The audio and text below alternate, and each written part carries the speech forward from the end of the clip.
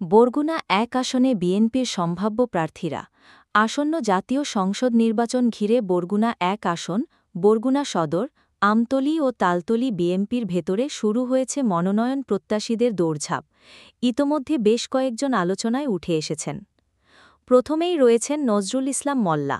বর্তমানে আলোচনার শীর্ষে রয়েছেন জেলা বিএনপির বর্তমান ও সাবেক আহ্বায়ক নজরুল ইসলাম মোল্লা। দীর্ঘদিন ধরে তিনি বিএনপির রাজনীতির সঙ্গে যুক্ত। তিনি বলেন, সারা জীবন বিএনপির রাজনীতি করেছি, শেখ হাসিনার রক্তচক্ষু উপেক্ষা করে রাজপথে থেকেছি। আশা করি দল আমার অবদান বিবেচনা করবে। 54 বছরেও এখানে আওয়ামী লীগের এমপি ছিল। আজকে সারা বাংলাদেশে সমস্ত জায়গায় তুলনা করা যায়, বরগুনা একটা পশ্চাৎপদ জেলা, সদর উপজেলা একটা পশ্চাৎপদ উপজেলা, যেখানে এখনো শত শত কিলোমিটার রাস্তা কাঁচা রয়েছে, যেখানে আমাদের মা বোনেরা কাদা পার হয়ে জেলা শহরে আসতে হয়, স্কুল কলেজে যেতে হয়। এটা আমাদের দুর্ভাগ্য।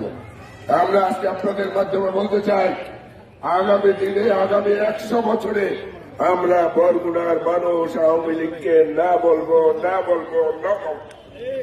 এই জায়গাটা আমাদের উপনীত হতে হবে। বরগুনার উন্নয়নের জন্য আমরা উন্নয়নশীল একটা দলকে